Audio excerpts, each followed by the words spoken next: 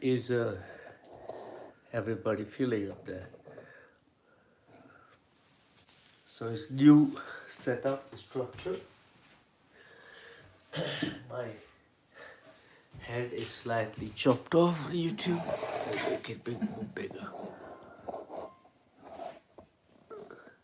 Okay, probably better.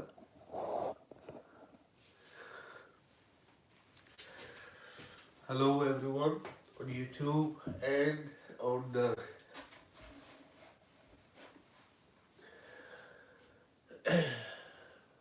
Zoom. How is everybody doing? Let me adjust again. Please just give me a second. It,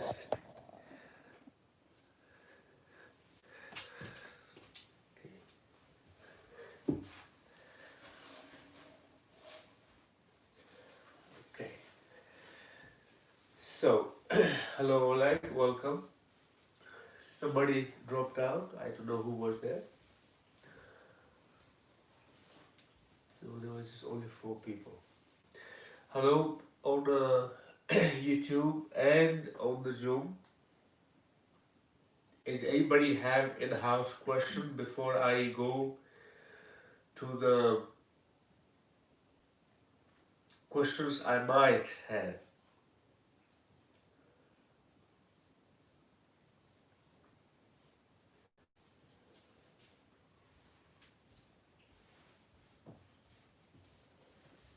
Anybody have any question in-house like to ask? Oleg? No? Not today. So please do pardon. I'm going to use. Somebody send me a WhatsApp message.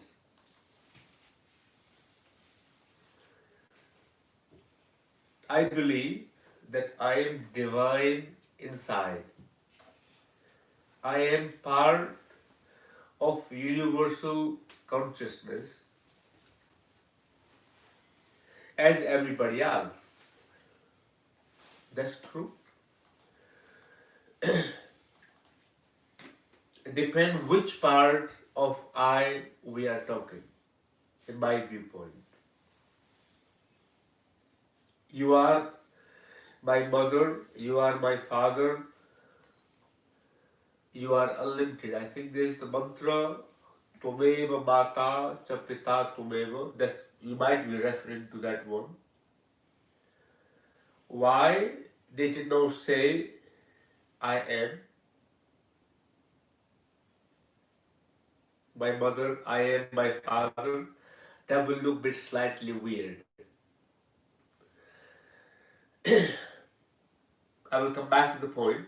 You're having doubt, as the Rishi says, all says, you are my mother, you are my father, when they chanting the mantra, Tvameva Mata Cha Pita Tumeva. Remember, I am is the word of non-duality. You talk about universal consciousness. Universal consciousness, I am universal consciousness, so is everybody else. So it is a more topic of Jnana Yoga, more topic of a inner essence of Sanatana Dharma, bit more evolved consciousness. But when you talk about Tumeva Mata Cha Pita Tumeva, that is the topic of surrender. That is the topic of accepting. That is the topic of Bhakti Yoga. To cultivating the love, cultivating, letting go of ego. Can you imagine, without bhakti, if there is awakening happening, what happens? It creates a arrogancy. It creates a I am everything. I am God. It creates sometimes God complex, which is not really necessary. So important part, the bhakti, the surrender is very important. Without love, doesn't matter how much knowledge you have, it's all useless, in my personal opinion. So when the Rishi says, Tumeva Mata Cha Pita Tumeva, Tumeva Bandhu Cha Pita tumeva, tumeva bandhu cha sakha tumeva, tumeva vidyad dravanam tumeva. Then what you only hearing, the one element of it, they are letting go of their ego. Tumeva mata, you are my mother.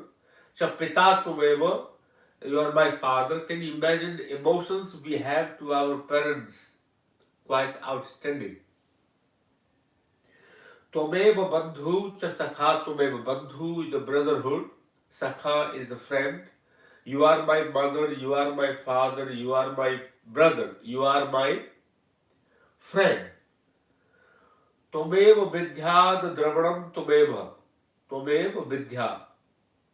Means you are all in all my knowledge. The dravanam means all the wealth of material wealth is also you. Tumeva sarvam mamadeva deva. You are all in all divine. Means basically including me is also you. If you look the whole perspective of it, taking away the equation that I am any superior, you are everything. So letting go your emotional aspect of it, letting go your mental limitations, your personal attachment drops in that sentence.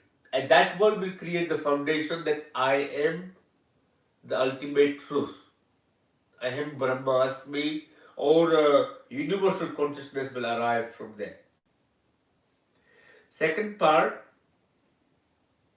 doubt in your mind that why did not they say I am? Why they say you are?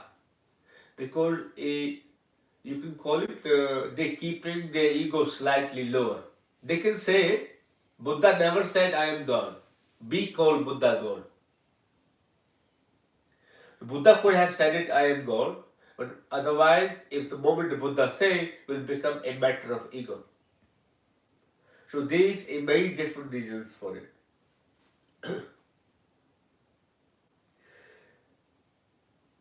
If one really, what stopped them saying I am, that I already said because the ego, one really connected to himself or herself, I don't know, you might be her. I never believed in divine energy of male or female.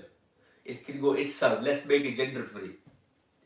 One connected to himself or herself, everything's part of yourself. There is nothing. What you see, whatever outside you see is a projection. You can see same thing, but may never be able to perceive it. The what you see, somebody else perceives slightly differently. So whatever you see outside is irrelevant. Only whatever you perceive is your truth in that very moment, which is subject to change. All it matters becomes a new viewpoint. You will have completely different idea of it. Why they divided it? Still we're talking about non-duality. Maybe because they tested it but never reached it fully. You think they tasted non-duality? If they say they tasted non-duality, they're no longer a part of non-duality. Non-duality is not a subject of discussion, but is a subject of experience, perception. Are you living through the principles? But you cannot talk about, you cannot impose them, you cannot implement them. It becomes a, wherever the rules and regulations are, there is a duality.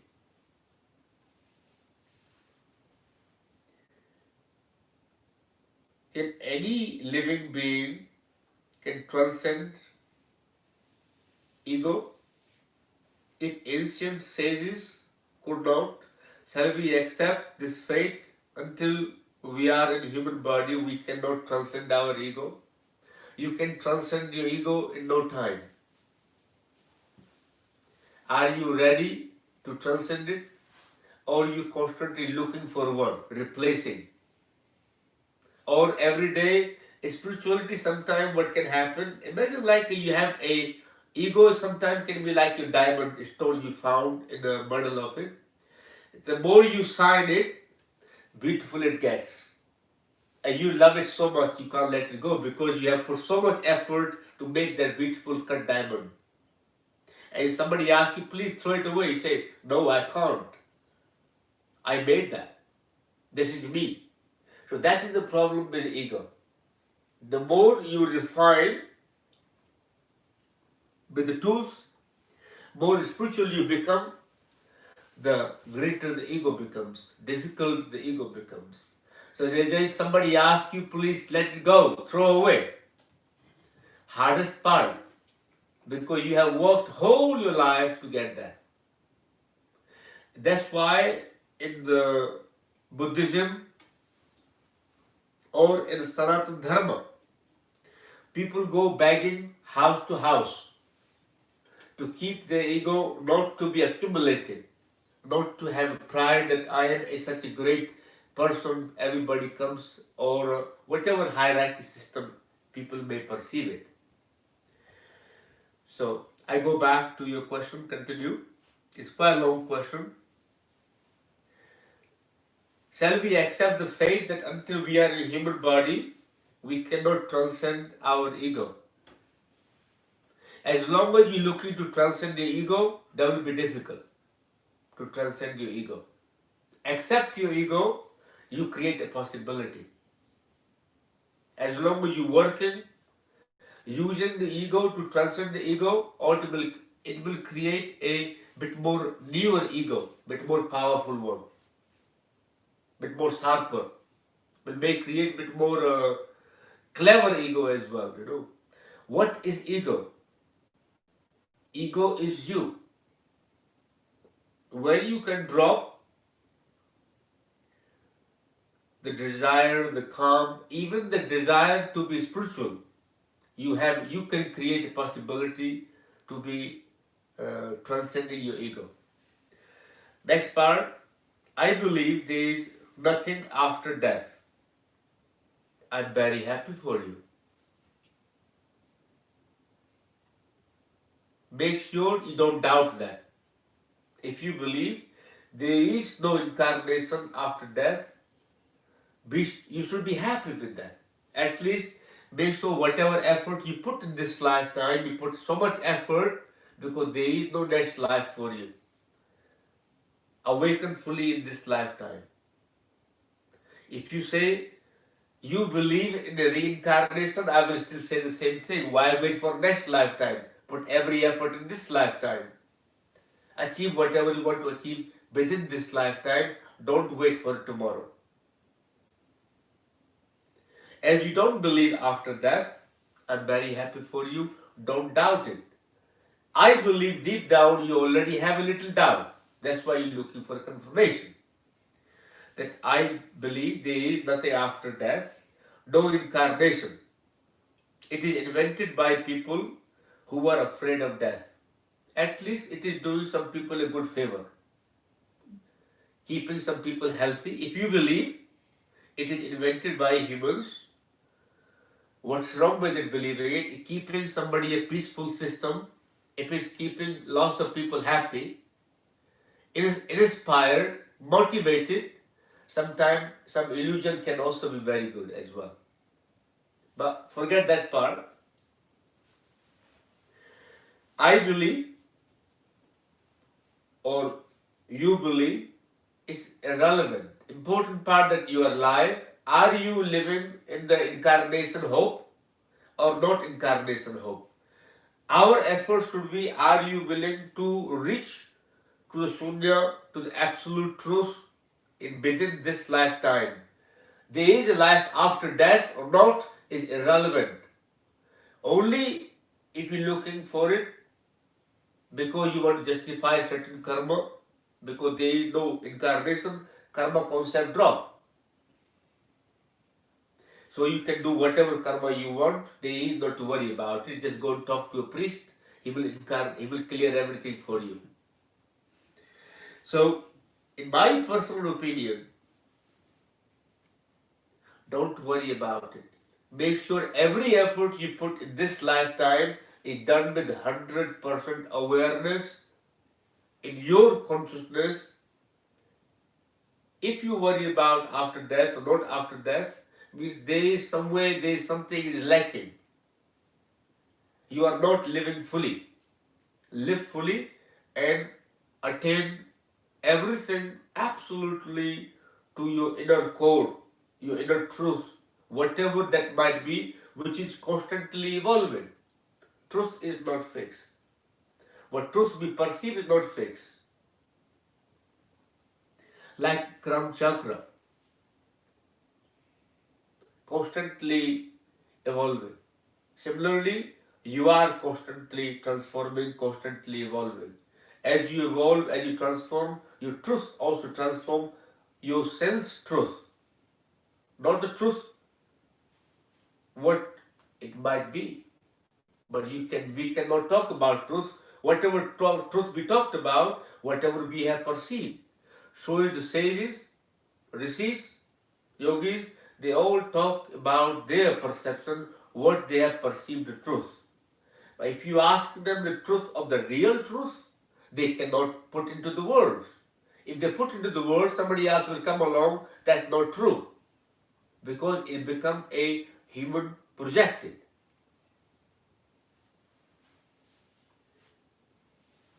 Okay, next question.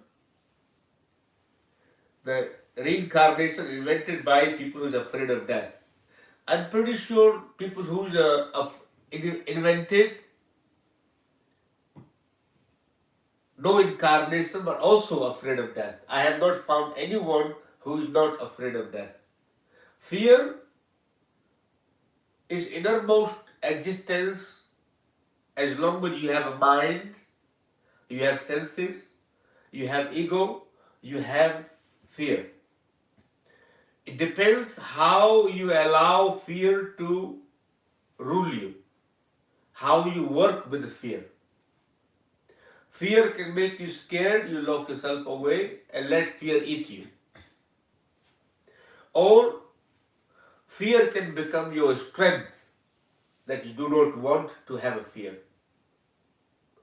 So people who invented there is no incarnation, they were also scared, they were also fearful. Because they don't want to think about next consequences, what might be happening afterward. There is nothing after big poof of energy. We all disappear like new souls will emerge from that pool. That's already said, new souls who emerge from where? Something to emerge have to come from somewhere. So you believe in creation, you believe it will go away somewhere to come back again to become new. Just like a ripple effect of the mind, one thought goes, you may not see that thought is interlinked. Each thought is tails to the other thought. Directly and indirectly, consciously or unconsciously, they are all linked. So what you say, the new soul will emerge from that pool of energy. Those might be the old soul. How do you know? Maybe have new decoration over it. Maybe new updated chip, new way of thinking. Previous karmas carried on, you become a new person. You are not the same person what you were yesterday. You are not the same today. You are new. Same concept. So when you die, you no longer the same person who died. You will become whatever you have accumulated. I am not the same person I was yesterday. And I will not be the same person tomorrow. Otherwise, there is no use of transformation. There is no use of evolving constantly. There is no purpose of practicing. If I am not transforming, there is no purpose of practice. Still, I believe we are not physical body, but consciousness and are connected. If I am wrong, if there is no karma, there is no incarnation, it's just a poof after the living. Why bother so much nonsense accumulating in the head, thinking about physical body, not physical body, or consciousness. Live happy, live fully, and celebrate the life like nobody else is doing. Because there is nothing after death, as per your conversation. Simple advice. But what I will say, always remember the karma is always changeable. Everything have a consequences. As long as you have a memory, you have consequences. As long as you have ego, there is the consequences. Yeah, maybe there is no karma for Buddha. Maybe there is no incarnation once you become a Buddha because you have created a salvation, moksha. There is no rebirth. You can choose to take a birth, but you are not bound by the law of nature. You are not bound by law of karma. It is your personal choice as per requirement if you like to take incarnation or not take incarnation. I would really want your answer. The two questions is satsang. Why ancient says when they talk about Brahman, what you say, not we or me, and what is the death, reincarnation, or nothing. I have talked about both of them. So, what people have said in past, they talked about their perception, what they perceive the Brahman to be, what they perceive the truth to be. How you perceive the truth is also your perception.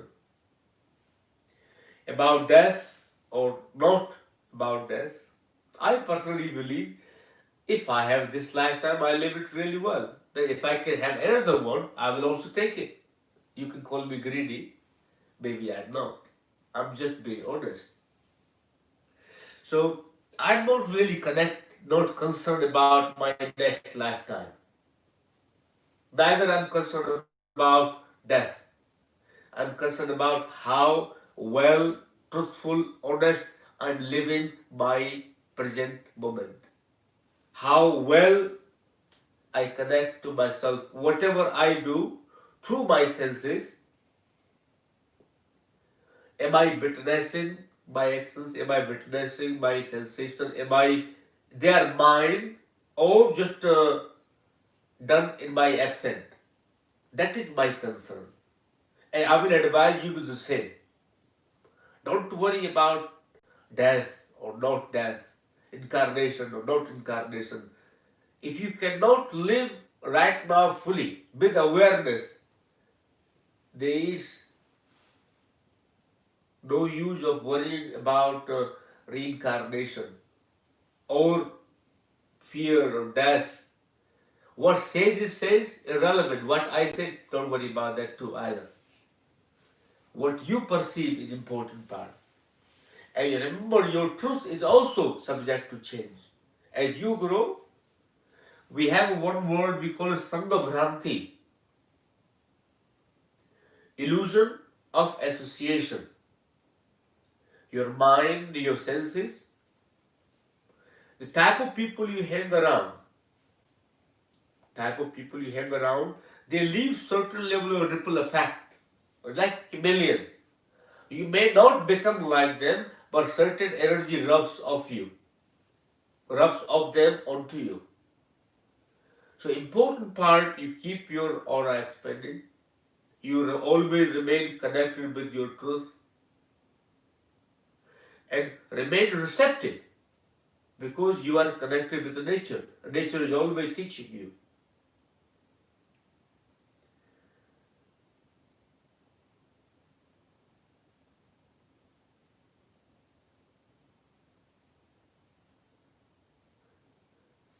You know the truth is very simple. You can expect nothing but simple answer from me as possible. I can make it complicated. I give you some background reference to the literatures and other things, but it will be not beautiful.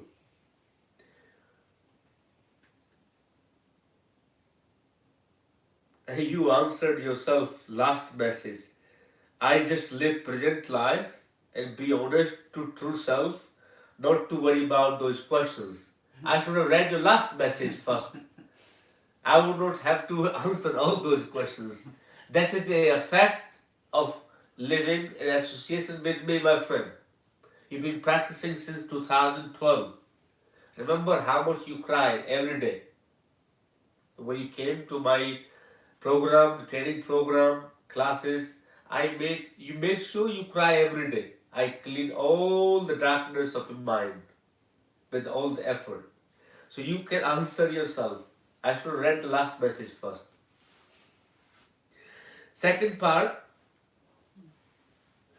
does anybody else have question? If not, I have a something. We talk about enlightenment. Does anybody have question on YouTube? Okay. We talk about enlightenment. It's quite important topic for the most people. They like to get enlightened, or they like to understand enlightenment, or see God. Well, God has never been my massive interest to see God. So, because when I see God, I no longer be me. So how would I know that I have seen God? It's like a river merging with the ocean. A river can never identify itself when they have merged in the ocean. So that will be the case with me. So I would not know, have I seen God or not seen God. Important part is the breath. I think I was talking the other day, sometime if you can sit down 20 minutes or 15 minutes, or maybe hour, maybe a day or 2 days, whenever you can. Usually you do breathing, but I believe the breath is nothing to do with you.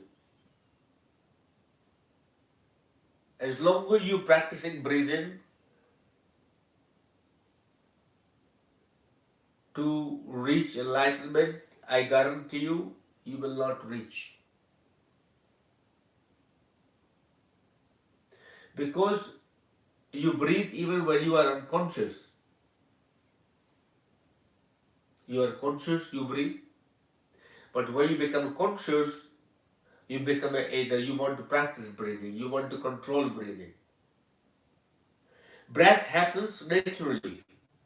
Breath happens naturally. Breath is the matter of the body. Breath loves your body, body loves your breath. That is their relationship. Nothing to do with God, nothing to do with your spirit, nothing to do with yourself. It may affect the energy level or physically. I know lots of people, they have a very good breathing capacity, but mind is still weak. Emotionally not stable. If that is the case, emotions should be very different either. So, sometime breath comes, breath goes, it is their own relation. Sit down quietly. Witness your body and your breath as if they are having their own dialogue. You do not interfere. What happens is like a waiting for something to happen, but you do not know when is going to happen, what is going to happen, when is going to happen, and what is going to happen, and how is going to happen. If you can bring yourself in that moment, you create a possibility for enlightenment. You create possibility for meditation. As long as you are practicing meditation, you are still in charge of it. You are still trying to be in control of it. You are directing, guiding, looking for a projected outcome, again you are not have let go of the control. It will be the created story of the mind. You are not in that waiting moment till you let go the fully control of your mind. Just like you start with the breath. You don't know when the breath is going to happen, how long it's going to happen, what effect it's going to create on your body. You're simply waiting. But when you said somebody wait, I don't have time to wait. I want it now. My friend, enlightenment is not something you can order it off the shelf. Doesn't matter how much money you give donation to a church, to a monastery, or to a temple. I guarantee you, God will do no favor to anyone. Doesn't matter who the person is. Your effort will define it. So, simplest technique you can start. Simple technique. Not practice breathing, but observe the effect of the breath, how it relates, what happens, when happened, what ripple effect it creates on the body. So you actually even letting go the control over the breath. If the breath happen or not happen, you are still waiting.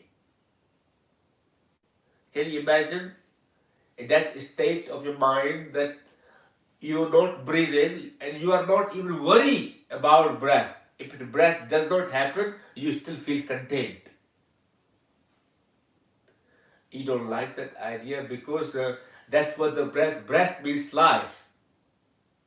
But what I'm talking about, different life, real life. So as long as you are trying to control your breath, you're still trying to control your life, especially during meditation. So simplest technique for 20 minutes. You sit down, observe, not do breathing, but witness, silently witness, zero contribution. How the breath should happen, when the breath should happen, will they be the same as the before and now? Just create a possibility of observation. Life is nothing but creating possibility for a experience of yourself. Everything that is happening, you are aware of it and mindful of it, means all of your senses are in a state of light. There is nothing should be missing from the awareness. Yet you are not doing anything. You are not doing, but nothing is missing from you. Learn to, or maybe the start observing yourself. Wait, infinite wait. You are having nothing but wait. You are making yourself busy day to day, doing this, doing that, even making money, just making yourself busy. Because you know at the end of the day you're going to leave everything behind. Running around, doing all those parts of it.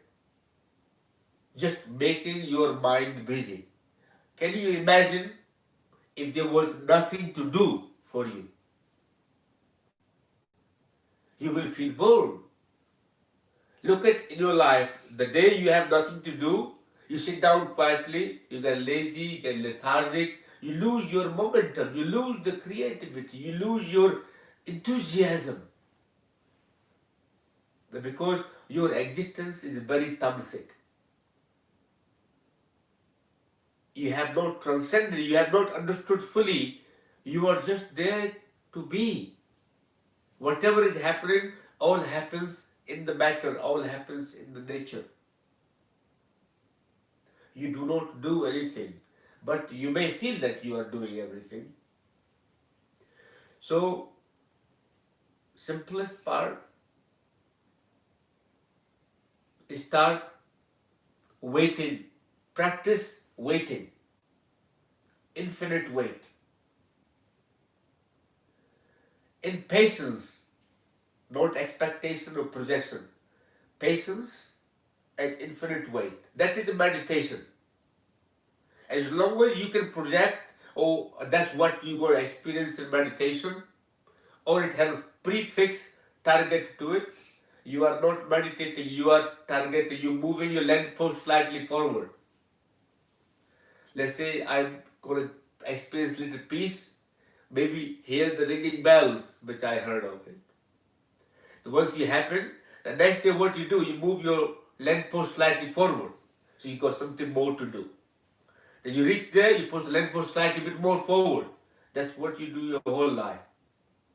Or you are on the wheel, never ending story, keep going. Hamster. So either two type of people who keep moving the leg post slightly forward, target going more higher and higher, you keep going. Or on the wheel. Become the center. Zero movement required, but everything happens around you. So that is only possible when you can wait, which we don't have time, because we measure our life as a time. So what I will recommend 20 minutes every day or 30 minutes. When I say 20 minutes, may become a 2 hour, may become a whole day. You heard the guy called Eckhart Tolle. He got enlightenment in park bench. He was a beggar living in the street everywhere. He got enlightenment on a park bench. What he was doing? He's sitting, waiting. Finally dropped everything that no longer want to do. I heard similar story about Buddha. When he got enlightened the last day, had enough of the world, enough of all the practices. He said, I'm not going to move from here till I see myself. So basically dropped everything, just waiting, practice, dedication, which we miss sometimes. On that note, I leave you with waiting till we meet next time. Namaste. I hope everybody is well. Enjoy the practice. And see you soon. Thank you, everyone.